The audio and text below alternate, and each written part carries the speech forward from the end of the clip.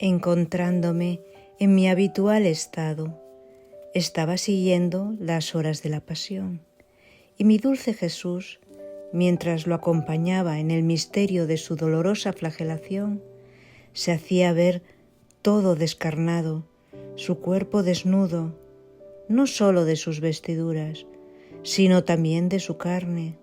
Sus huesos se podían numerar uno por uno. Su aspecto era no sólo desgarrador, sino horrible al verse, tanto que infundía temor, espanto, reverencia y amor a la vez. Yo me sentía muda ante esta escena tan desgarradora. Habría querido hacer no sé qué cosa para aliviar a mi Jesús, pero no sabía hacer nada. La vista de sus penas me daba la muerte, y Jesús, todo bondad, me ha dicho. Con esta visión inaudita que nos comparte Luisa, comenzamos el segundo numeral del volumen 14 del Libro de Cielo. Soy el reverendo don Pablo García Beck. Hemos escuchado, o mejor dicho, podemos contemplar el alma de Luisa suspendida en ese silencio sagrado de su estado habitual, que es conducida por una mano invisible, el amor divino, que la conduce hasta el umbral de uno de los misterios más desgarradores de la pasión, como lo fue o como lo es la flagelación. No se trata aquí de una simple, rememoración devocional, sino de una participación activa, viva, presente en ese acto mismo del sufrimiento del Redentor. Si es así, entonces el tiempo se disuelve, el velo de los siglos se rasga, ¿no? Y Luisa y nosotros, con ella, fundidos en la divina voluntad, entramos en aquella cámara dolorosa donde el Verbo encarnado se deja reducir a carne llagada por el látigo humano. Y allí, en ese abismo de esa realidad, se nos aparece Jesús, no como el resucitado, transfigurado, ¿no? En gloria, ¿no? Sino como un cordero inmaculado, desnudo de todo, incluso desnudo de su propia carne. Es que se trata de una visión que traspasa los sentidos, las potencias, que podríamos decir que hiere incluso la sensibilidad espiritual y sobrecoge con una mezcla santa, ¿no? De temor, de espanto, de reverencia, de amor, y a la vez sobrecoge, ¿no? Por esa crudeza, ¿no? Pero también seduce por esa entrega. Y aunque si ciertamente podría paralizar por su horror, ¿no? También no cabe duda que es una convocatoria al amor más pura, porque la carne del Redentor no es que esté simplemente herida, es que está arrancada. Su cuerpo no está solo desnudo de vestiduras, es que está desollado, como si la humanidad del Redentor hubiese querido exponer a nosotros, criaturas, el núcleo más íntimo de su oblación. Fijaos que en esta visión no hay artificio ni alegoría. Es una realidad vivida, un misterio abierto, un amor desgarrado. Los huesos se pueden contar. Y es así como lo proclamó el Salmo 22. Puedo contar mis huesos, puedo contar mis huesos. Y Luisa y nosotros, los hijos de la divina voluntad, lo contemplamos en silencio, porque es que no hay palabra, no hay pensamiento que se atreva a cruzar esa frontera del horror sagrado que se está manifestando ante Luisa y ante nosotros cuando meditamos este numeral. Su alma está suspendida entre el deseo de hacer algo por aliviar al divino esposo, a su amado, y también la impotencia radical, ¿no?, de saberse pues, una nada, somos nada, ¿no?, frente al creador, un creador llagado. Y esa escena le da muerte, pero no es una muerte de desesperanza, sino la que nace del sobrecogimiento ante el amor, que se deja desgarrar. Es la muerte que produce el encuentro con el dolor infinito, aceptado por el amor infinito. Y Jesús se nos presenta en ese estado no para inspirar piedad, no, sino para revelar el precio oculto del pecado y también para revelarnos la hondura del don que brota de su pasión. Se deja ver así porque quiere ser reconocido en su oblación. No rehúye la mirada de Luisa, ni tampoco la mirada de los hijos de la divina voluntad.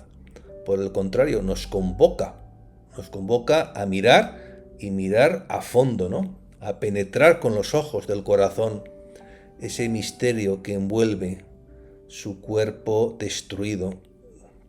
Y por eso Jesús no nos habla como desde la altura de un Dios lejano, sino desde la cercanía del amor herido.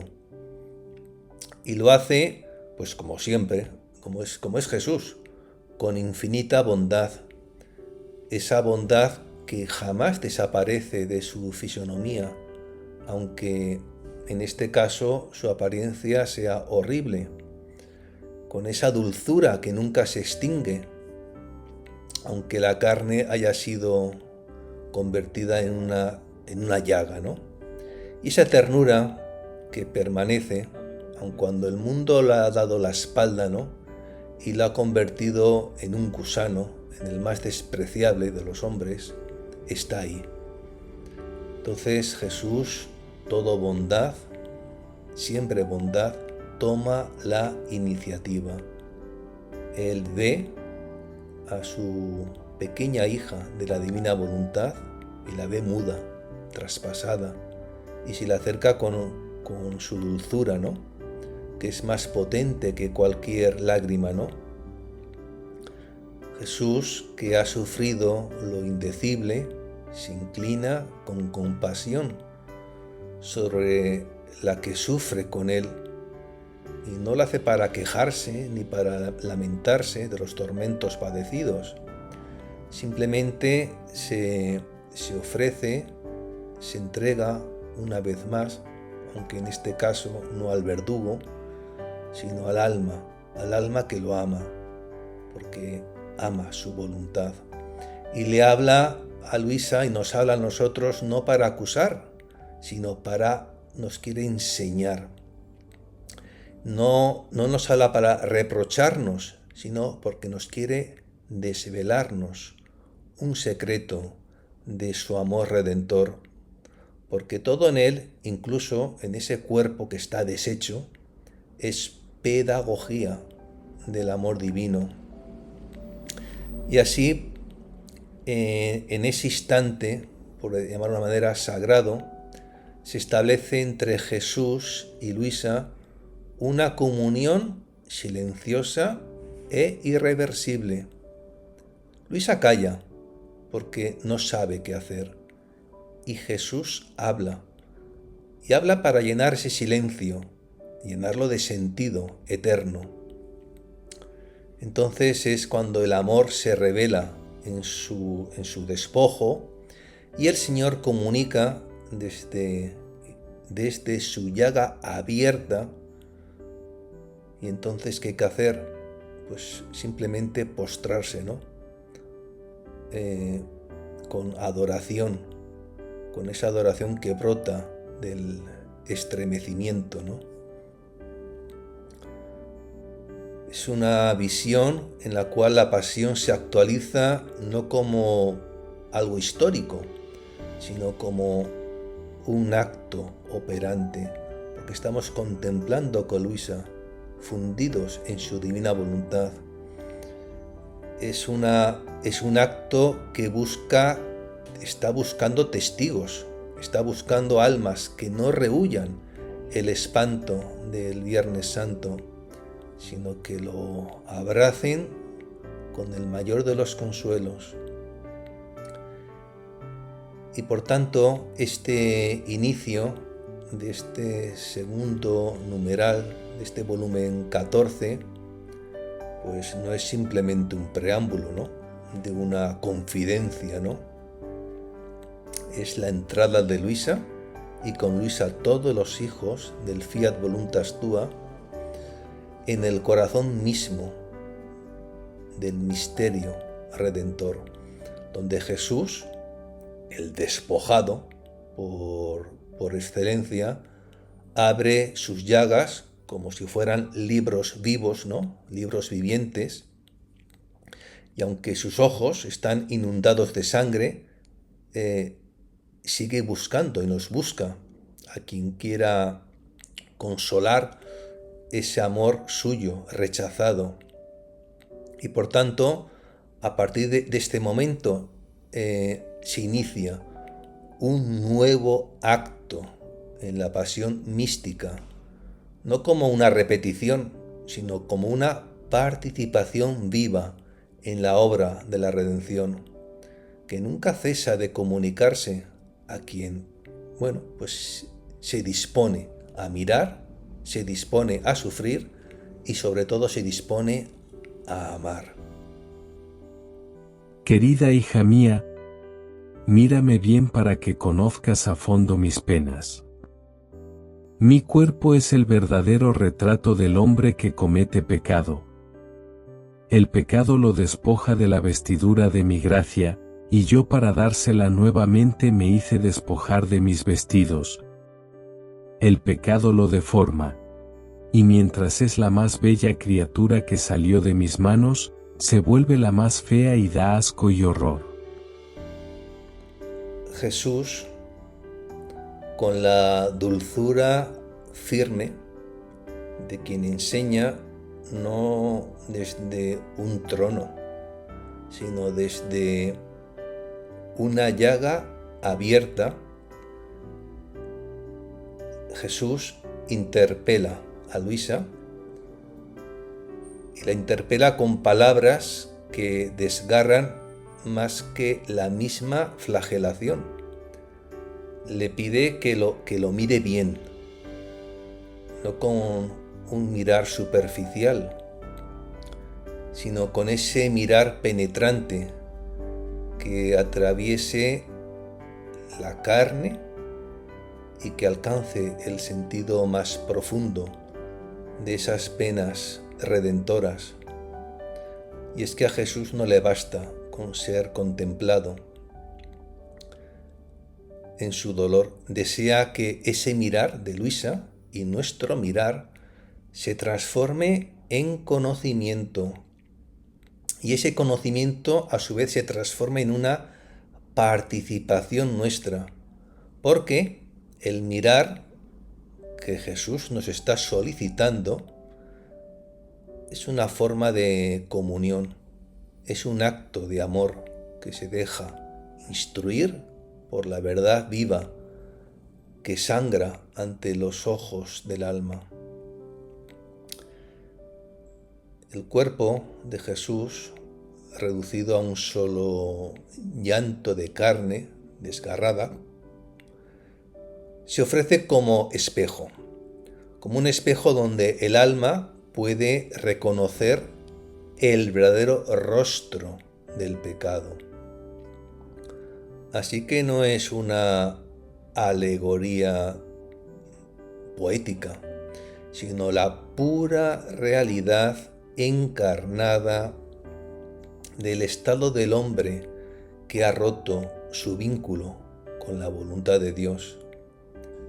Cristo, el inocente, por esencia, se hace icono viviente del alma culpable. Su cuerpo flagelado, cubierto de heridas y heridas abiertas, se transforma en la representación viva, o mejor dicho, la representación visible de lo que el pecado realiza invisiblemente en el hombre. ¿Y qué es? Despojo, deformación, desfiguración. El pecado despoja al hombre de la vestidura de la gracia. Esta vestidura no es un adorno moral, sino es un ropaje ontológico, de filiación divina. Es la luz que envolvía, que vestía a Adán en el principio. Aquella dignidad luminosa con la que el Creador cubría a su criatura amada. Y con la caída, al perderla, pues el hombre no quedó simplemente desnudo, sino herido en su ser más profundo. Por eso Cristo, nuevo Adán, para restituir esa vestidura gloriosa, se deja despojar no solo de su túnica, sino de su carne misma. La escena de la flagelación, a los ojos del mundo, un tormento infame. Pero esa flagelación se revela ahora como el acto supremo de restitución, donde Jesús paga con su desnudez la nuestra y con su desfiguración nuestra restauración.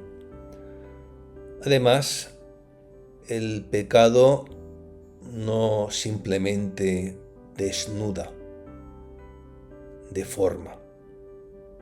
El hombre, creado como la criatura más hermosa, salida de las manos de Dios, por eso era imagen, ¿no?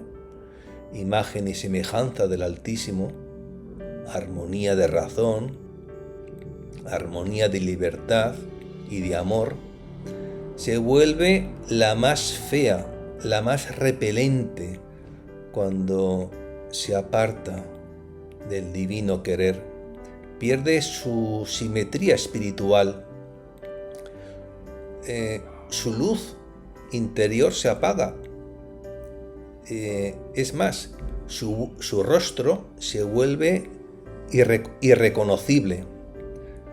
Y así como, por ejemplo, el demonio, creado como ángel de luz, Luzbel, se convirtió por orgullo en criatura deformada, también el hombre, por su pecado, pierde la belleza original que lo hacía amable a los ojos del Creador. Y Cristo, que es la belleza, que es el esplendor del Padre, la eterna belleza encarnada, se deja tornar irreconocible para asumir nuestra condición de fealdad tras el pecado, y lo hace voluntariamente, con una libertad divina que no se defiende ni se escuda, sino que se ofrece.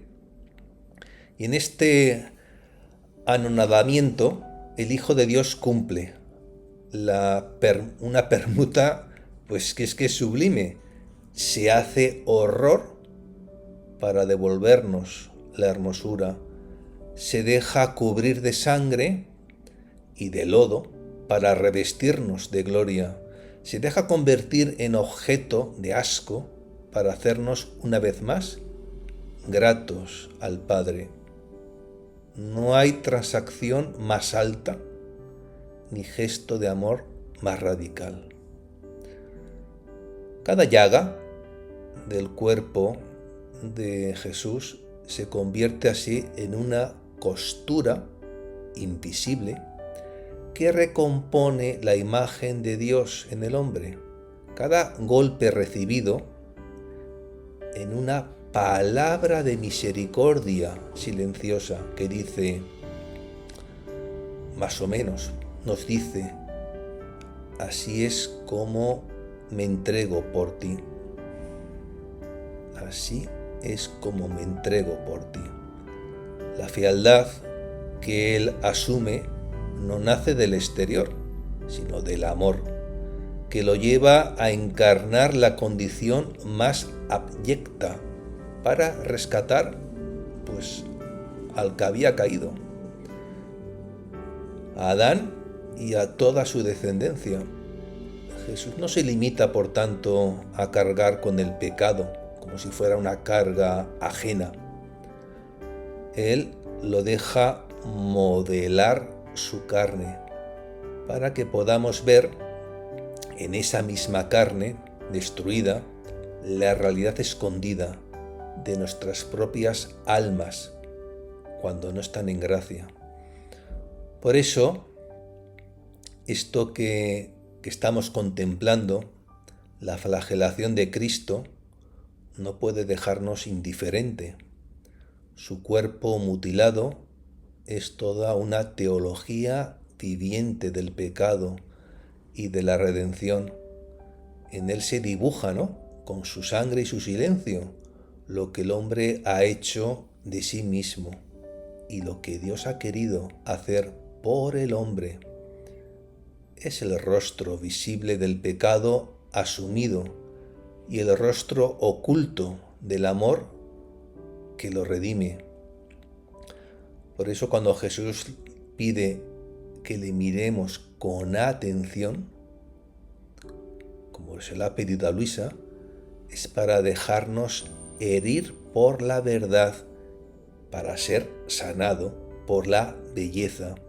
Es entrar con los ojos abiertos y el corazón dispuesto en el misterio por el cual la fealdad del pecado ha sido vencida por la hermosura del amor crucificado.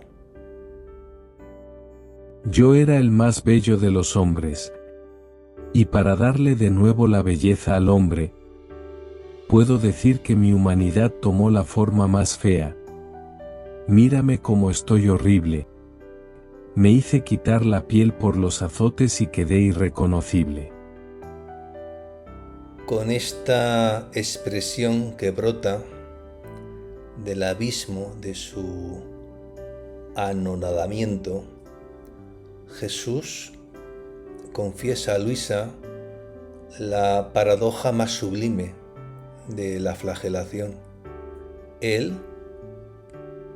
que era el más bello entre los hijos de los hombres, el resplandor visible de la belleza increada, ha consentido en hacerse el más feo, el más deformado, el más irreconocible, para devolver al hombre la hermosura perdida, el resplandor de su rostro original. Y no se trata aquí de una hipérbole retórica, o piadosa, sino de la verdad más desbordante del misterio de la redención.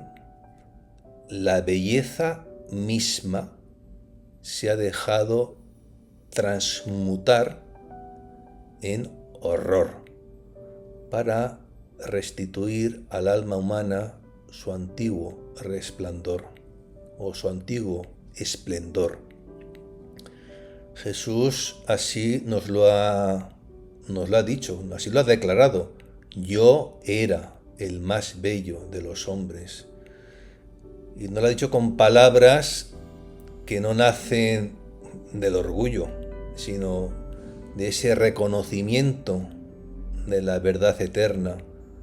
Jesús, en su humanidad santísima, no simplemente poseía perfección física e incluso moral, ¿no? De la que tenía el hombre en estado inocente, el hombre sin pecado, ¿no? Es que él, en esa humanidad santísima, era la plenitud de la gracia visible, la transparencia patente del Dios invisible. En él brillaba sin velos la imagen de Dios. En sus gestos, en su mirada, en su voz, se respiraba la armonía del cielo hecha carne. Todo en él era orden, luz, santidad, pero esta belleza donada, no retenida, no fue conservada como un privilegio intocable, sino fue ofrecida como rescate para nosotros, los deformes. Fue entregada en holocausto por los que habían perdido la semejanza con su Creador. Por eso Jesús lo ha dicho con estas palabras, ¿no? Para darle de nuevo la belleza al hombre. Y para darle de nuevo la belleza al hombre, mi humanidad tomó la forma más fea. Y esa permuta es el gesto central, ¿no? Del talante divino, de la conducta divina.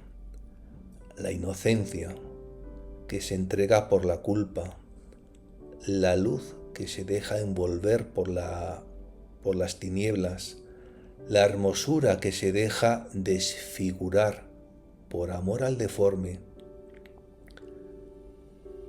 Pero ojo, Cristo no fue reducido a fealdad por la brutalidad de los verdugos. Fue Él mismo quien la abrazó como camino de restitución. No le arrancaron la belleza, Él la ofreció. Se dejó invadir por el desorden del pecado para poder reconstruir desde su carne rota la armonía interior del alma humana antes de la caída. Por eso Jesús ahora nos acaba de hacernos un reto. Mírame como estoy horrible.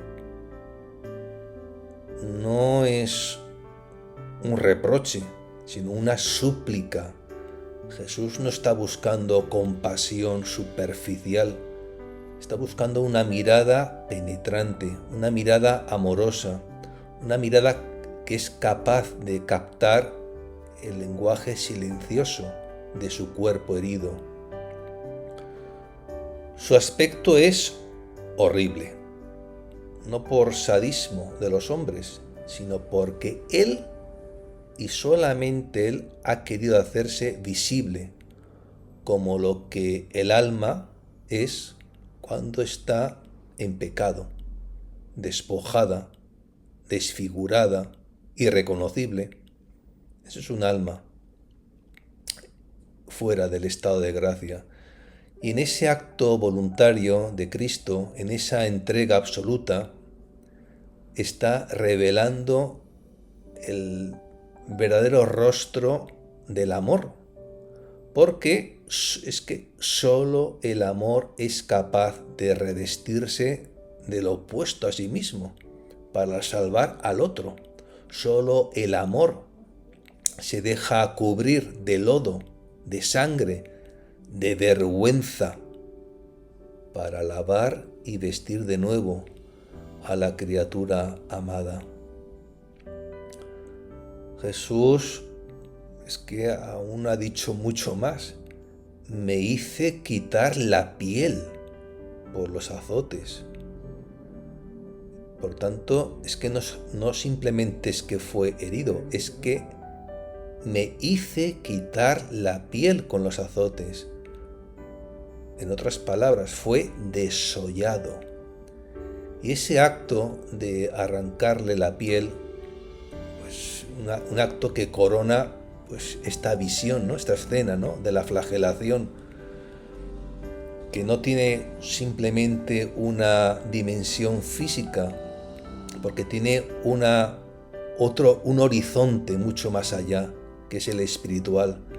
Está simbolizando el despojo total, la desnudez radical del Hijo de Dios, que se dejó arrancar hasta la última envoltura de su dignidad, la piel, para que nada quede,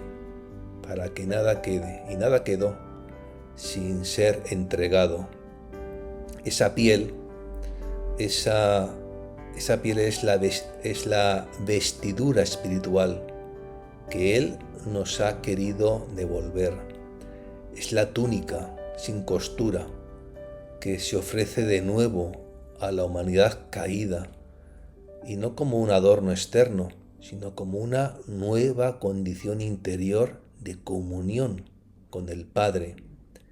Y esa comunión con el Padre es comunión en su única voluntad, en su único querer.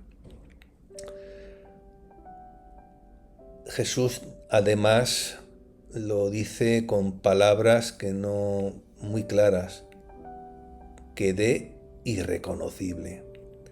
El Verbo, que se encarnó para ser visto, para ser conocido, para ser amado, se dejó volver irreconocible por amor, y lo hizo por amor al que ha perdido su identidad, que era toda la descendencia de Adán.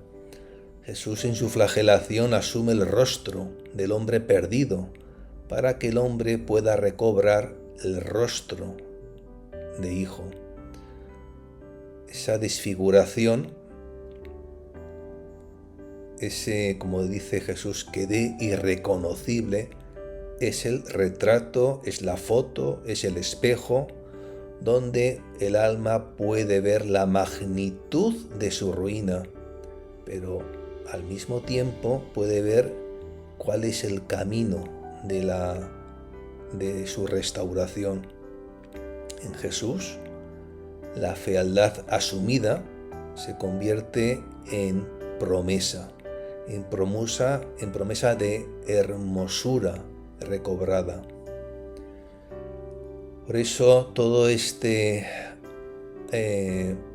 no sé cómo llamarlo, no se limita a un gesto histórico, no es algo pasado, permanece en acto, y permanece en acto en el corazón, por ejemplo, de la Eucaristía, donde el más bello de los hombres se esconde bajo esas apariencias humildes, un poco de pan, un poco de vino, pues apariencias humildes, silenciosas, al mismo tiempo irreconocibles, y allí continúa, ¿no? Jesús trocado, velado, escondido, ¿para qué? Para alimentar y transformar al alma que ha perdido su belleza. Y cada vez que una criatura se acerca con arrepentimiento, se acerca con fe, ¿él qué hace? Pues vuelve a revestirla con su belleza divina. Esa belleza que le ha costado, ¿no?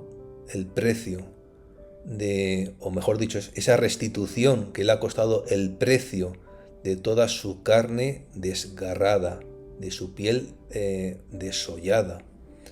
Así se cumple el misterio del amado desfigurado, que la fealdad del pecado sea absorbida, ¿no?, por la hermosura del amor, y que el alma, al mirarlo, pues no huya del horror de su aspecto, ¿no?, sino que descubra en su carne destrozada el camino, un camino auténtico para volver a ser lo que fue en el principio. ¿Y qué fue?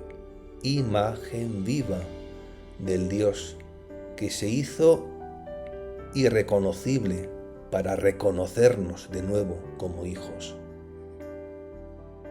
El pecado no solo quita la belleza, sino que forma llagas profundas, putrefactas y gangrenosas que corroen las partes más íntimas, consumen los humores vitales. Así que todo lo que el hombre hace en estado de pecado son obras muertas, esqueléticas. El pecado le arranca la nobleza de su origen, la luz de su razón y se vuelve ciego. Y yo, para llenar la profundidad de sus llagas, me hice arrancar a pedazos la carne. Me reduje todo a una sola llaga, y con derramar a ríos mi sangre hice correr los humores vitales en su alma, para darle nuevamente la vida.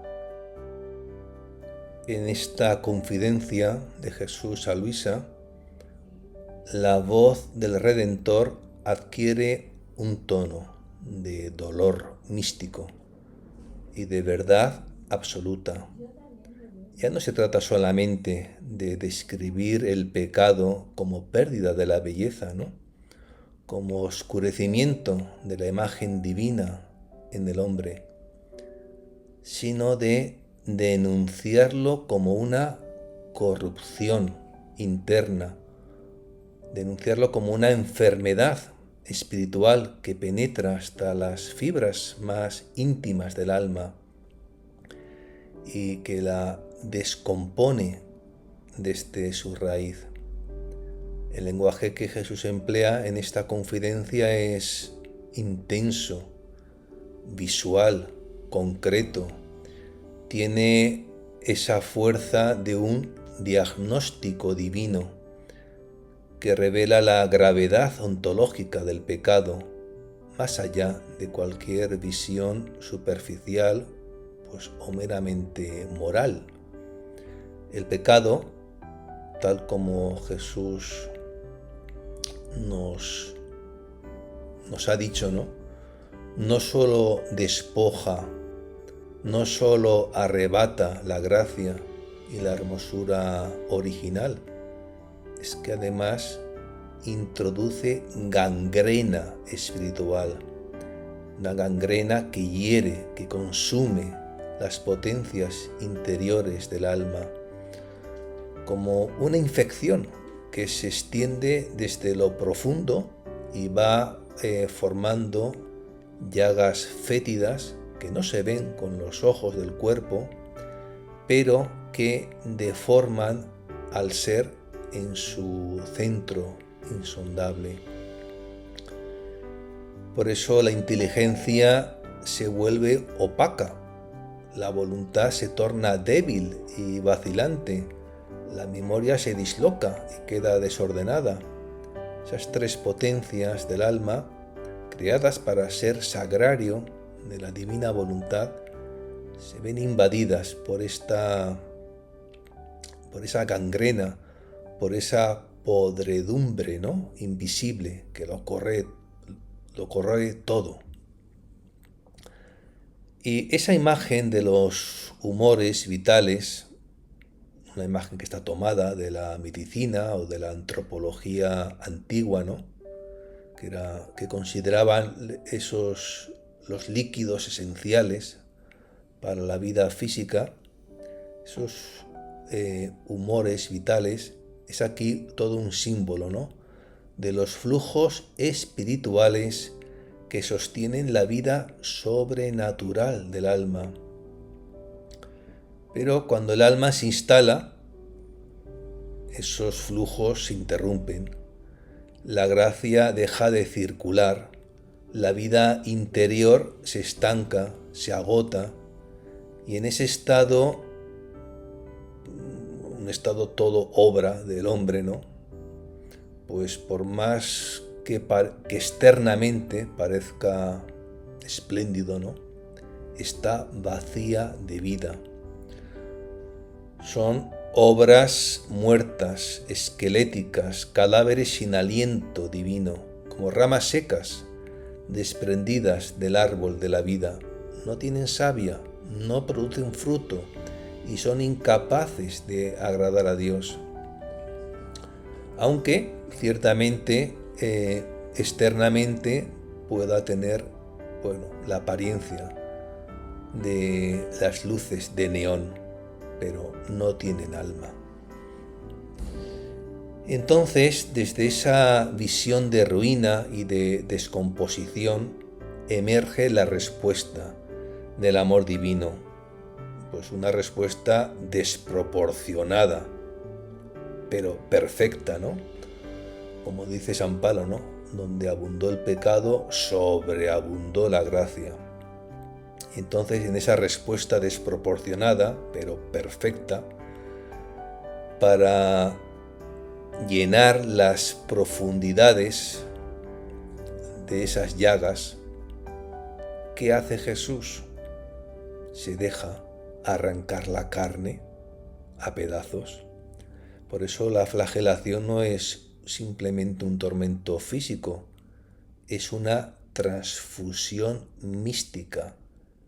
Cada latigazo que desgarra su piel es una herida abierta que se corresponde con una herida del alma humana. Cada despojo de su carne es una medicina viva, arrancada de su cuerpo. ¿Para qué? Para colmar el vacío interior del pecador.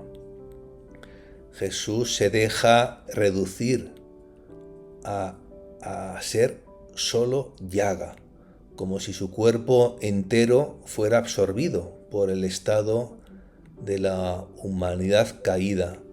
Se convierte él mismo en la gran llaga, la llaga del amor redentor. Y de esa llaga brota la sangre, y brota la sangre como una realidad viva y obrante, operante. No fluye de una forma moderada, ¿no?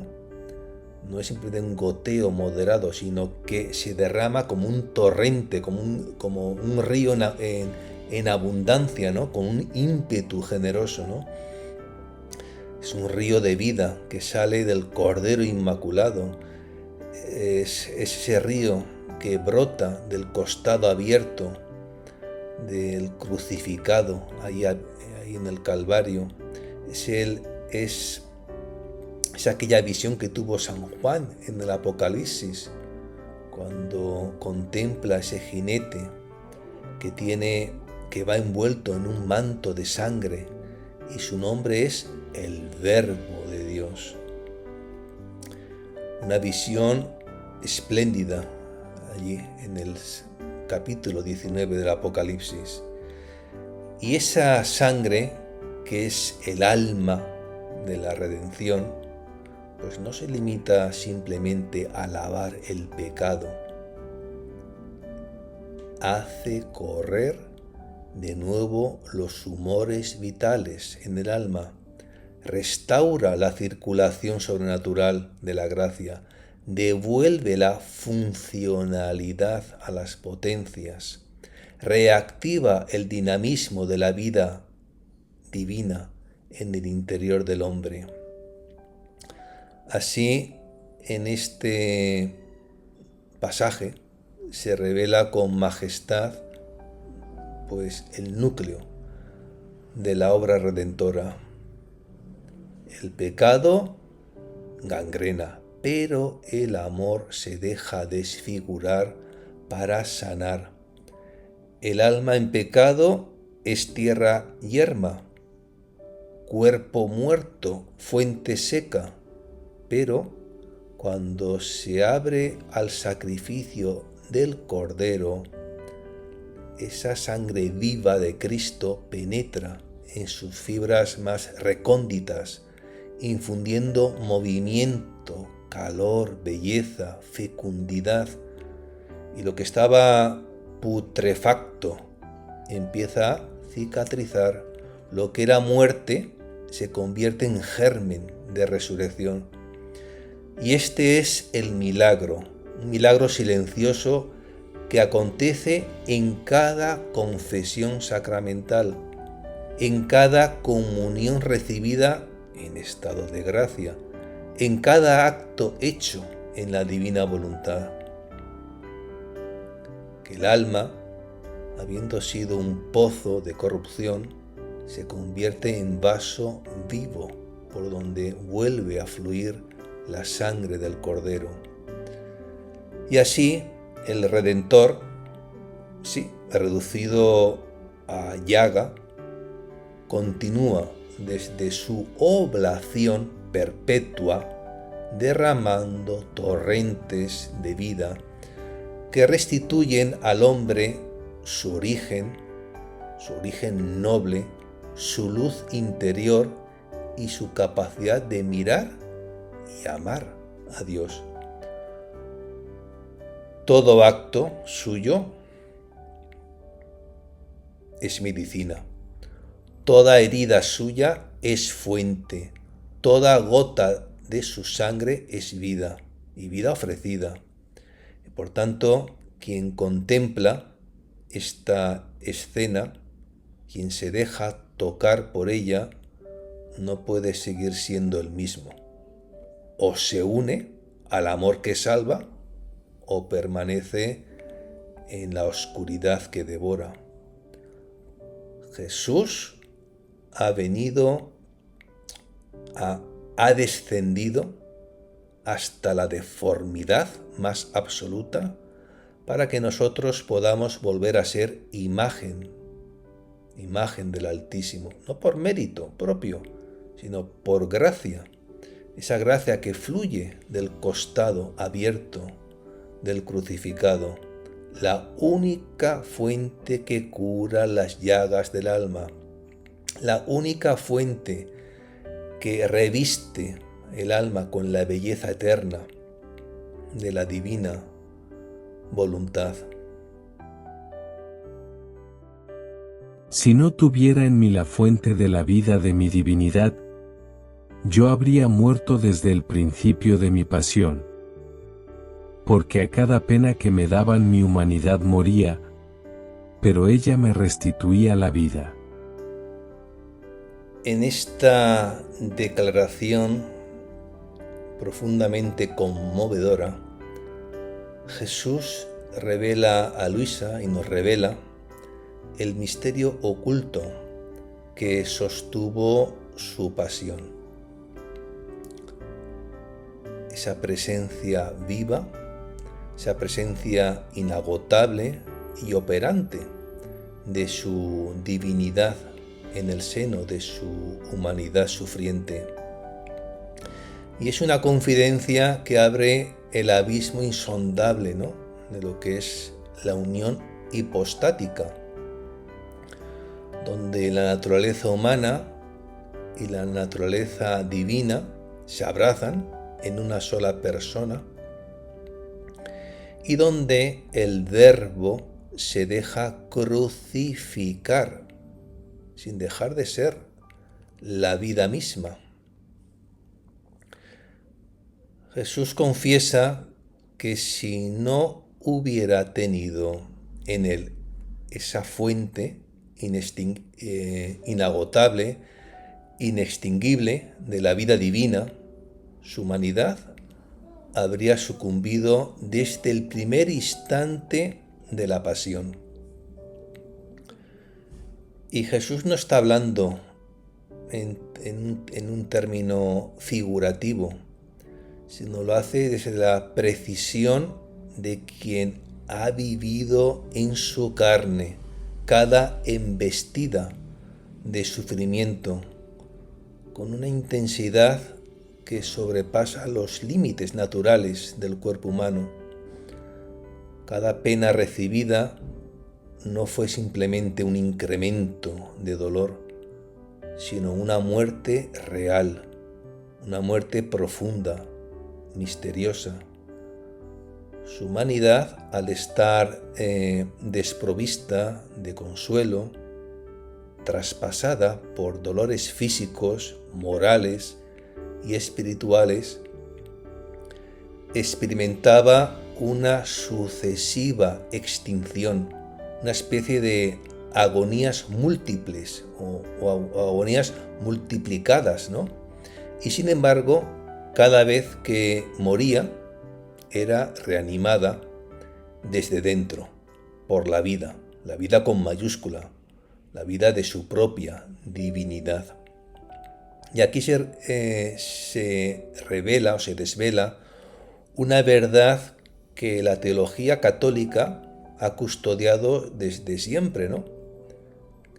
Que Cristo no fue un mártir cualquiera, sino el Dios que se hizo hombre para poder morir sin dejar de ser la vida. Su pasión no fue sostenida por la resistencia humana ni por una mera fortaleza psicológica, ¿no? Sino por la potencia de su ser eterno, que infundía nuevamente el aliento vital a su carne martirizada.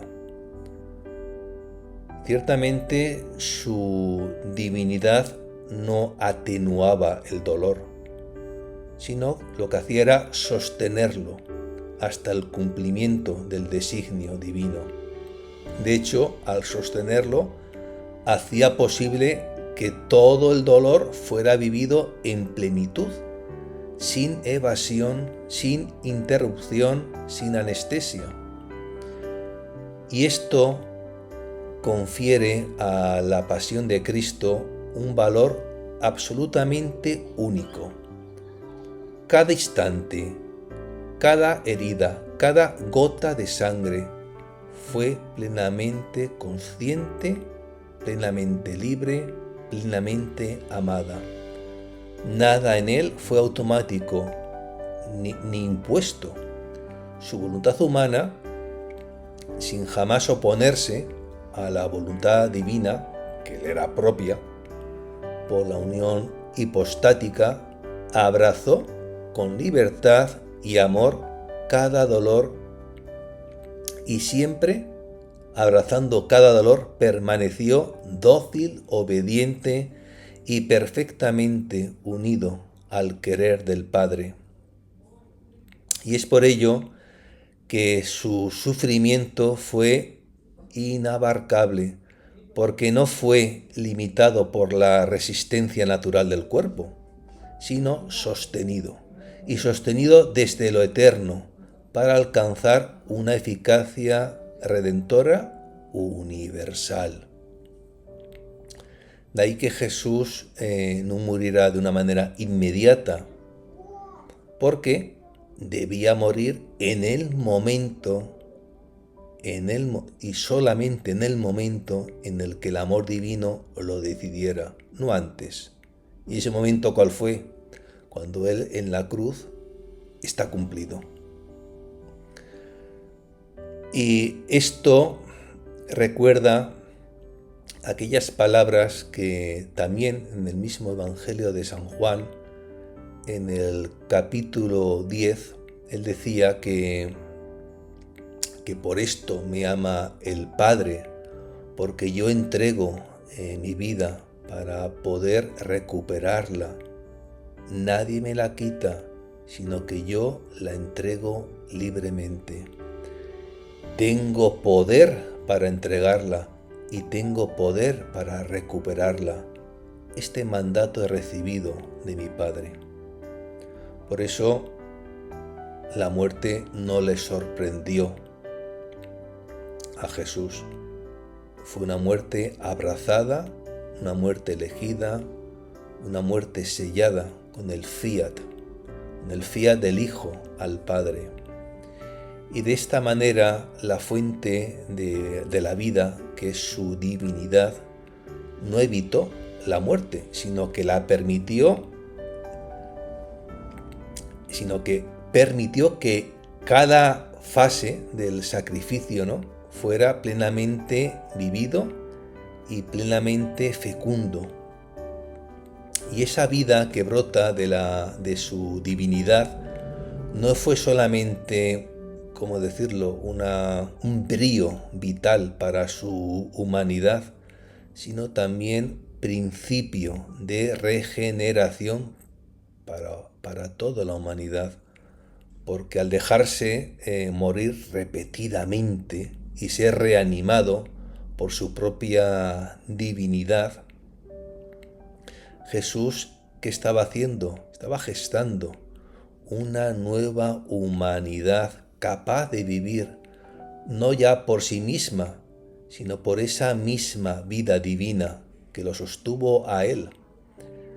Cada restitución de vida en su pasión fue una siembra de vida para nuestras almas, un acto de donación que ahora pues se comunica en los sacramentos, especialmente en la Eucaristía, donde su humanidad viva y su divinidad eterna se nos entregan como alimento inmortal.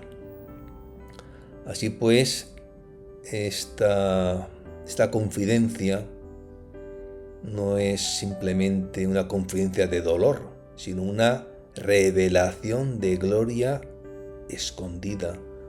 Nos muestra cómo el Cordero fue sostenido por el mismo fuego amoroso, un fuego eterno que lo entregaba, como la fuente de la vida no cesaba de brotar mientras la muerte parecía triunfar, ¿no? Y nos invita también a adentrarnos en la contemplación de la pasión, no como una tragedia, sino como una obra de vida eterna, que se fraguó en el silencio de una carne que moría y resucitaba a cada instante, sostenida por la llama infinita de la divinidad. Y desde allí se nos invita a comprender que cada acto de nuestra redención fue no solo padecido, es que fue amado. Y no solamente amado, es que fue además animado por la misma vida, por la vida que no conoce fin. Ahora, mis penas, mi sangre, mis carnes arrancadas a pedazos están siempre en acto de dar vida al hombre. Pero el hombre rechaza mi sangre para no recibir la vida, pisotea mis carnes para quedar llagado, oh, como siento el peso de la ingratitud. En estas palabras que brotan del corazón traspasado del Redentor, se revela un misterio que atraviesa los siglos y un misterio que permanece suspendido, como un sol escondido detrás de la obstinación humana. Las penas de Cristo, su sangre derramada, sus carnes desgarradas, no son un acontecimiento del pasado, que está sellado por la historia, sino una ofrenda viva, permanente, en acto. La pasión del Señor, al haberse realizado en la plenitud del querer divino, permanece como acto eterno que nunca cesa, nunca cesa de irradiar gracia, de irradiar perdón, de irradiar regeneración. Y Jesús declara que sus dolores no han sido estériles, ni siquiera concluidos, están en acto. Y ese estar en acto encierran toda una teología majestuosa. Lo que en los hombres se agota con el tiempo, ¿no? En Dios permanece como presencia actual. Las llagas abiertas en su cuerpo durante la flagelación, las gotas de sangre vertidas en el Getsemaní, las heridas de los clavos, la cruz, la lanza, todo ello sigue obrando, sigue produciendo frutos de redención para las almas que se abren a recibir esos frutos. Es decir, nada en Cristo está muerto, nada en Cristo está inerte. Cada una de sus penas es una semilla viva que desde la eternidad sigue germinando vida en los corazones dispuestos. Y sin embargo, esta acción vivificante encuentra resistencia. Jesús no oculta su dolor, no suaviza la herida de su amor rechazado. El hombre, nos ha dicho Jesús, rechaza mi sangre. No por ignorancia, sino por la dureza de su corazón que se cierra a la gracia. Rechaza su sangre por la soberbia de una voluntad humana que prefiere el abismo o el averno antes que la redención. Y este rechazo no es meramente simbólico, es un rechazo real, cotidiano.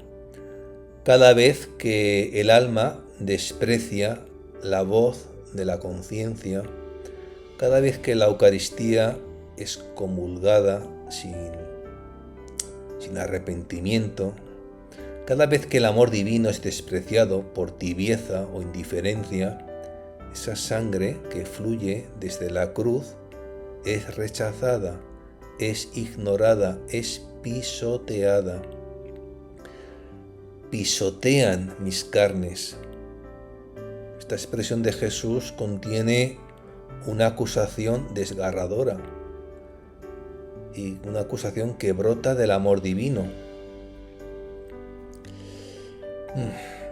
El que se dejó lacerar por manos humanas para curar nuestras llagas, ve cómo esas mismas carnes arrancadas en la pasión, en la flagelación, son despreciadas por la criatura. En lugar de ser recibidas como medicina, son pisoteadas como desperdicio, ¿no? Y así el hombre no solo permanece llagado, sino que se hiere a sí mismo.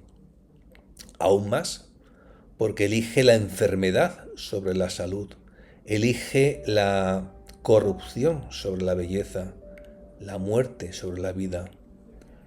El alma que rechaza la gracia de Cristo no se mantiene neutral, se degrada, se corroe, perpetúa en sí misma el estado de deformidad espiritual que la sangre del Redentor vino a sanar. Por eso Jesús exclama con el clamor de una pena infinita: oh, cómo siento el peso de la ingratitud. No es el dolor físico, ¿no?, lo que más la aflige. Lo que más la aflige es ese amor no correspondido, esa indiferencia obstinada del corazón humano. Y ese peso de la ingratitud pues no se mide en términos materiales, sino en términos de ¿qué? De eternidad, en términos de amor. Esa es la herida mortal. Bueno, más que mortal, no, moral. Es la herida moral del divino esposo, que habiéndose dado y dado por entero, no es reconocido por la esposa. Cada alma está llamada a ser esposa del Divino Esposo. Es el gemido silencioso, ¿no?, del Cordero inmolado, que permanece sobre el altar esperando a quien quiera recibirlo con fe y con amor. Por eso esa ingratitud es un puñal, pero un puñal invisible que sigue abriéndose paso en su costado, no con hierro, sino con frialdad. Y sin embargo, ese peso de la ingratitud pues no detiene al amor. Cristo no retira su sangre, Cristo no cierra sus llagas, Cristo no suspende su ofrenda. Su carne, una vez entregada, permanece extendida sobre el madero de los siglos, dispuesta a ser siempre alimento, dispuesta a ser siempre medicina, refugio, vestido. Su sangre, una vez derramada, sigue siendo río de vida que corre desde el Calvario hasta el alma más escondida que desee beberla.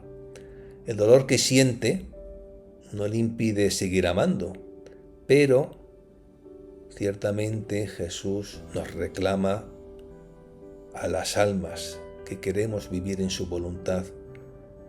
Jesús reclama almas que lo consuelen, criaturas que reciban su don, ese don de dones, hijos que no vivan simplemente como redimidos, sino como configurados con su misma vida. Por eso, quien vive en la divina voluntad no puede contentarse con mirar este misterio desde lo lejos. Está llamado a entrar en ese acto perpetuo, a recibir la sangre que otros rechazan, a venerar la carne que otros pisotean, a aliviar el peso de la ingratitud con actos de amor y con actos de reparación. Y en esas almas es cuando Jesús encuentra reposo, descanso, aunque el mundo lo ignore. En ellas su pasión se perpetúa como redención viva, no como un lamento, sino como un gozo escondido de ese amor, pero ya un amor correspondido. Y es que Dios siempre busca que correspondamos a su amor. Y por tanto, estas palabras de Jesús no son una queja, son un llamado a consolar a quien, al inmolado, a corresponder al don que sigue en acto, a ser almas donde su sangre circule libremente y donde su carne no sea pisoteada, sino que sea adorada, porque en el fondo de su grito está su mayor anhelo: no dejar de dar vida. Aunque la vida le sea devuelta con desprecio, Él no deja de dar vida. Y solo el amor eterno puede sostener semejante constancia. Solo el amor de Dios, hecho hombre, herido, pero inquebrantable, puede seguir amando así. Y solo un alma que se deja penetrar por esta verdad puede vivir, ya no para sí, sino para aquel que dio su carne y su sangre para que tuviéramos vida y vida en abundancia. Y arrojándose en mis brazos, ha roto en llanto. Yo me lo he estrechado a mi corazón, pero él lloraba fuertemente. ¡Qué desgarro ver llorar a Jesús! Habría querido sufrir cualquier pena para no hacerlo llorar. Entonces lo he compadecido, le he besado sus llagas, le he secado las lágrimas, y él, como reconfortado, ha agregado: En este instante de sobrecogedora intimidad, el drama del amor divino alcanza una expresión tan humana como divina. Jesús, el Hijo eterno del Padre, el Verbo encarnado que sostiene el universo con su palabra, no se presenta aquí como Rey glorioso, ni siquiera como Maestro. Se presenta como un amado herido, como un esposo ultrajado por la ingratitud, que ya no puede contener más su dolor y se arroja roto en llanto, en brazos de la criatura que lo ama. Cristo llora, pero no llora por sí mismo, sino por el desamor del hombre, por el desprecio que se hace de su sangre, por el rechazo constante de su sacrificio. Llora con el llanto del amor no correspondido, con las lágrimas del Redentor, que lo ha entregado todo y que se encuentra con el vacío. Y ese llanto no es metafórico, es que es real, nace del centro de su humanidad santísima y suena en el alma como un eco que traspasa todos los cielos. No es el llanto de un vencido, sino el llanto poderoso de un Dios que ama tanto, que no teme mostrarse quebrado. Luisa, en un impulso que es del alma y del espíritu, lo estrecha contra lo estrecha su corazón. No hay palabras en Luisa. En ella solamente está el lenguaje silencioso de la compasión. No le pregunta por qué llora, porque ya lo sabe. No intenta detener el llanto con razonamientos, porque el dolor del amor no se consuela con discursos. Lo abraza con la totalidad de su ser. Y ese gesto, aunque pequeño en apariencia, se convierte en refugio para el mismo Dios. Ella, que es una criatura frágil, limitada, se convierte en el pecho donde el Cordero encuentra amparo. El inmenso se refugia en la pequeñez. El eterno se recuesta en el corazón de la que ha aprendido a vivir en su voluntad. Y el alma de Luisa, que está siendo traspasada por ese llanto, confiesa que habría querido sufrir cualquier pena con tal de no verlo llorar. Y esa confesión está revelando una madurez espiritual, la madurez del alma que ya está configurada con el crucificado hasta el punto que ya no busca consolarse, sino consolar. Es el alma que ha sido transformada por el amor divino al punto de preferir el sufrimiento con tal de evitarle un solo gemido a su Jesús. Ya no le pide ser liberada de sus penas, pide ser instrumento para aliviarlas en Él. Y es que esa es la verdadera reparación, no solo contemplar el dolor divino, sino ofrecerse como víctima amorosa, para que no sea estéril, para que no permanezca ese amor crucificado sin respuesta. Entonces, con ternura, Luisa le besa las llagas, le seca las lágrimas, le compadece con gestos silenciosos que sanan más que 1000 palabras. Cada beso a sus heridas es una declaración de amor. Cada caricia sobre su rostro es una súplica viva que dice: estoy aquí contigo por amor. No te miro con espanto, sino con gratitud. No huyo de tus heridas, las abrazo, y las abrazo como herencia sagrada. Luisa no busca consuelo en Jesús, se convierte en consuelo para él. Y este intercambio, tan sencillo como sublime, revela el corazón mismo del vivir en la divina voluntad.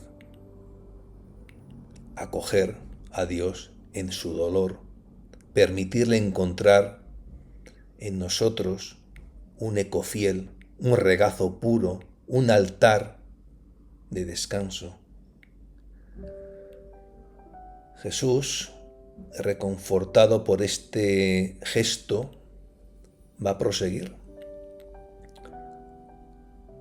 pero ya no como no ese tono, ¿no?, de quebrado por el lamento, sino va a proseguir con la dulzura serena del que ya ha sido comprendido y consolado, porque cuando un alma recibe en sí misma el llanto de Dios y lo transforma en amor, pues se ha convertido en bálsamo, en un cáliz vivo para el amor de los amores. Y Jesús, al sentirse acogido en su dolor más íntimo, ya no llora solo, llora acompañado. Y en ese llanto compartido, ¿qué es lo que comienza a florecer? La reparación verdadera, el triunfo del amor en los corazones que se dejan traspasar por él. ¿Sabes cómo hago yo?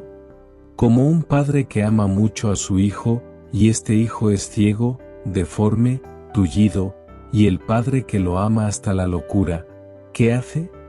Se saca los ojos, se arranca las piernas, se quita la piel y se lo da todo al hijo y dice: estoy más contento con quedar ciego, cojo, deforme, con tal que te vea a ti, hijo mío, que puedes ver, que puedes caminar, que eres bello. Oh, cómo está contento aquel padre porque ve a su hijo mirar con sus ojos, caminar con sus piernas y cubierto con su belleza. Pero ¿cuál sería el dolor del padre si viera que su hijo, ingrato, arroja de sí los ojos, las piernas, la piel, y se contenta con permanecer feo como está? Así soy yo, en todo he pensado, pero ellos, ingratos, forman mi más acerbo dolor.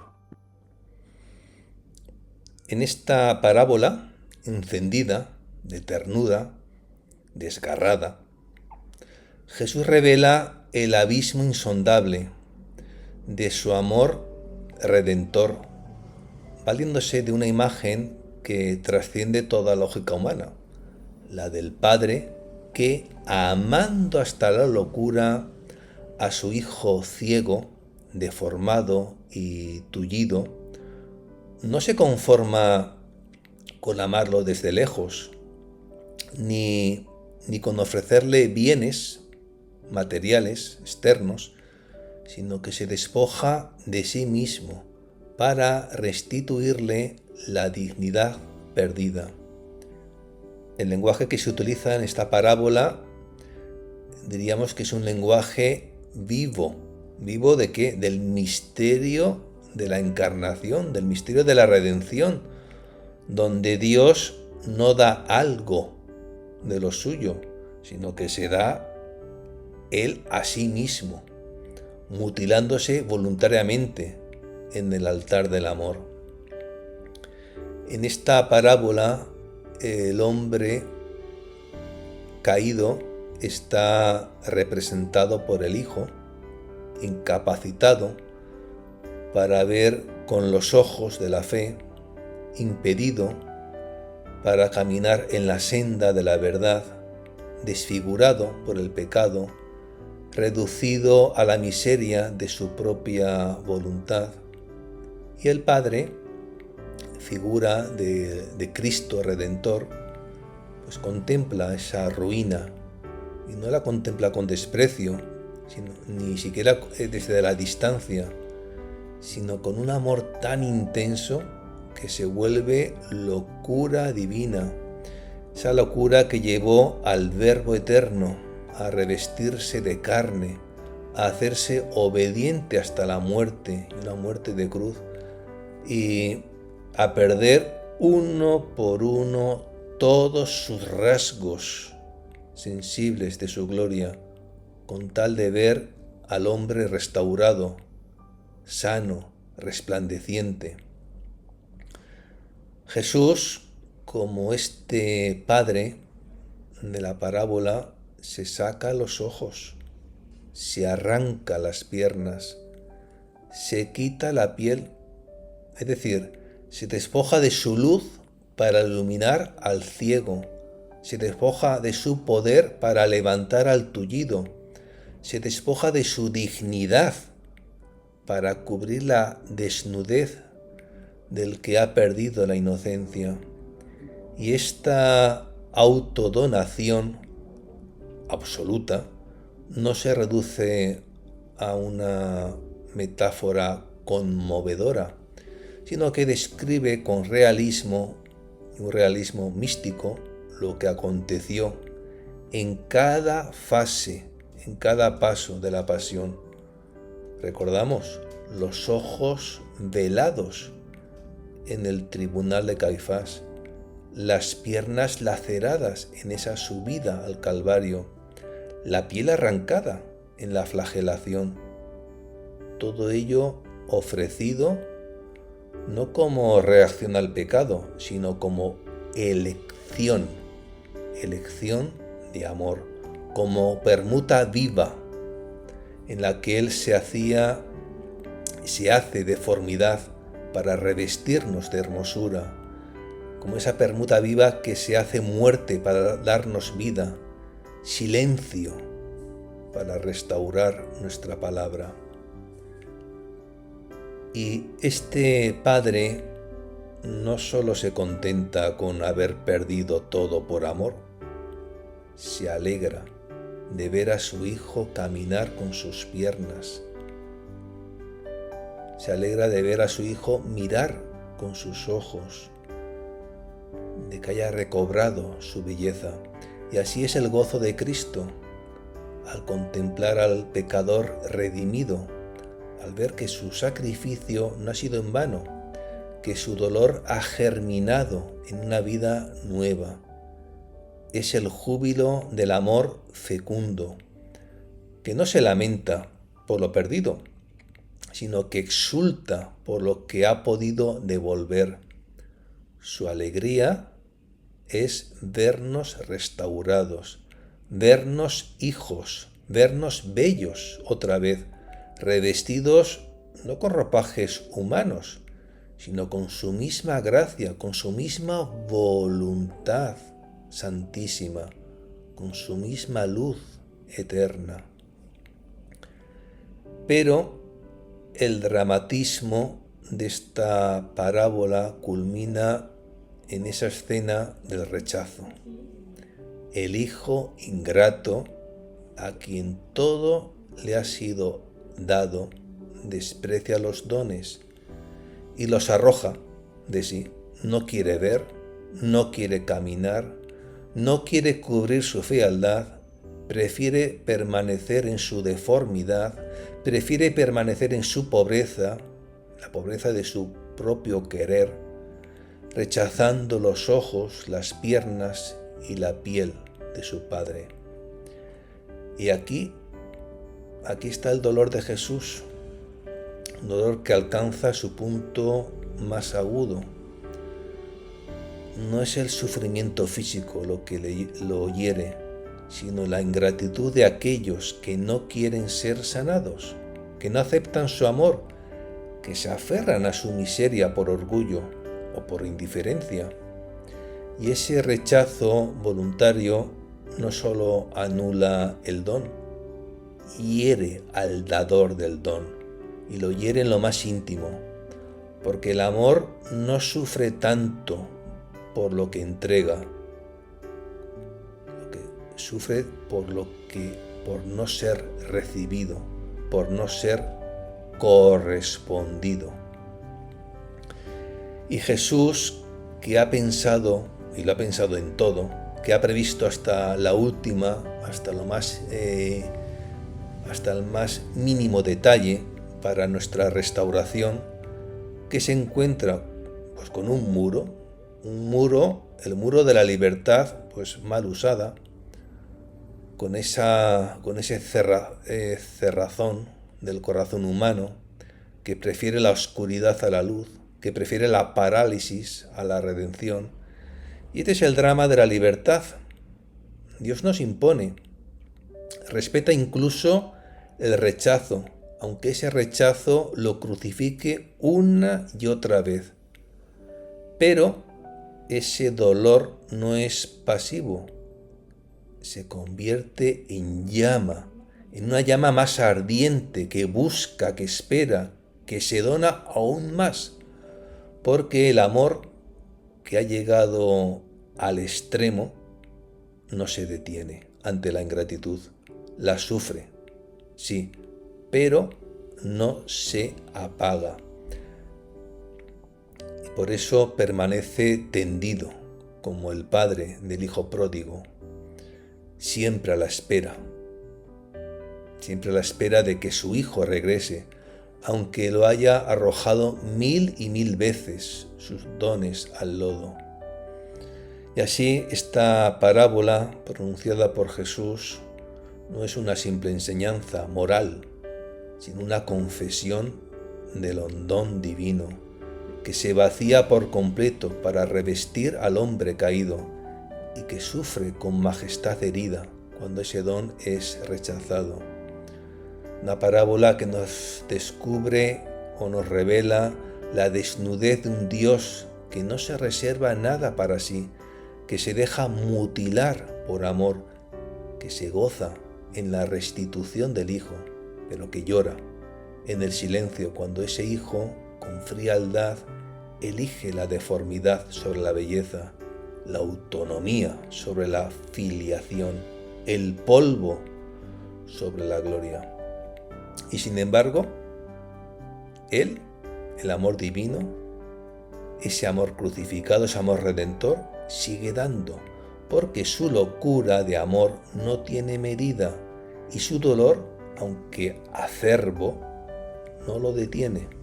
Jesús sigue ofreciéndose como padre herido, como esposo despojado, como Dios hecho carne, llagada, esperando que al menos un alma reciba sus ojos para ver, reciba sus piernas para andar, su piel para ser vestido, y le diga con verdad: tu dolor no ha sido en vano, porque yo vivo de ti.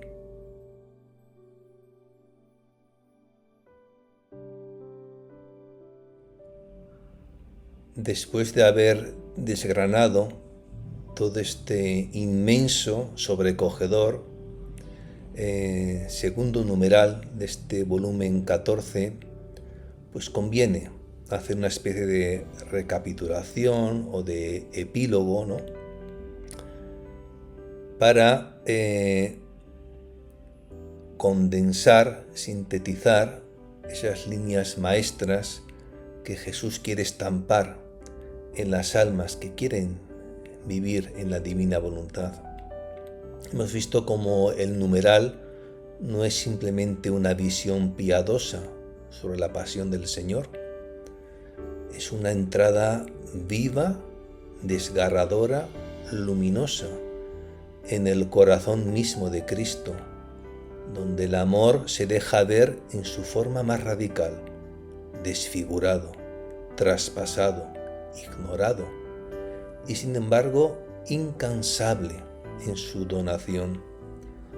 Jesús no nos ha amado con medida, ni nos ha redimido desde una distancia gloriosa, sino desde la humillación absoluta de su carne hecha llaga, desde la sangre, ¿no?, derramada sin reservas, desde la entrega de sus atributos más bellos para revestirnos con lo que habíamos perdido por el pecado. Cada palabra pronunciada a Luisa es una herida abierta que supura luz, una revelación que no busca conmovernos superficialmente, sino transformarnos ontológicamente. Nos revela que la pasión no es un hecho pasado, remoto, sino un acto en perpetua operación en el orden eterno de la divina voluntad. Las penas de Jesús no cesan de dar vida, su sangre no deja de fluir, sus llagas no se cierran mientras haya un alma que esté dispuesta a recibirlas como medicina, a adorarlas como trono, a compartirlas como misión. Pero junto a esta corriente de vida que emana de su sacrificio, se yergue el abismo de la ingratitud, del rechazo, de la indiferencia. No hay dolor más grande en el corazón de Cristo que este, haberlo dado todo y encontrar que muchos desprecian ese todo. Por eso sus lágrimas no son solo por lo que ha sufrido, sino por lo que aún sufre en las almas que se cierran, en las vidas que no quieren ser sanadas, en los corazones que prefieren la ceguera antes que la luz.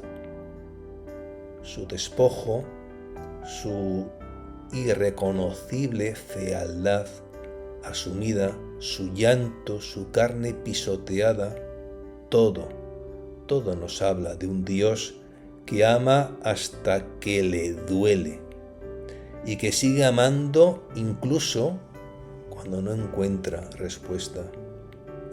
Y ante este drama divino, el alma que ha recibido el don de la ciencia, de la divina voluntad, pues no puede permanecer pasiva. Está llamada a ser bálsamo, consuelo, reparación. Está llamada a besar las llagas que otros desprecian, a recoger la sangre que otros dejan correr en vano, a vivir no para sí, sino para aquel que se ha dado sin reservas. En esas almas Jesús encuentra su reposo, su alegría, su compensación. En ellas su pasión no es despreciada, sino vivida. En ellas su amor no es ignorado, sino abrazado. En ellas su despojo no es estéril, sino fecundo. Así culmina este numeral, no en la desesperanza, sino en la promesa, porque si bien pues muchos lo rechazan, hay almas como Luisa, hay almas como los hijos del Fiat Voluntas Tua que lo reciben, que se ofrecen como trono y altar, como cáliz y paño, como hija y esposa, y en estas almas florece el reino de la divina voluntad, que no es otro que el reinado del amor correspondido. Y en ellas comienza la restauración de una humanidad que volverá a caminar con los pies de Cristo, a ver con sus ojos, a ser bella con su propia belleza. Quien acoge este amor desgarrado y se deja transformar por él, no solo honra la pasión, es que se une a ella, la prolonga, la fecunda y se convierte en eco eterno del Fiat, que desde el fondo del dolor sigue diciendo: heme aquí, dispuesto a darlo todo para que tengas vida y tengas vida en abundancia.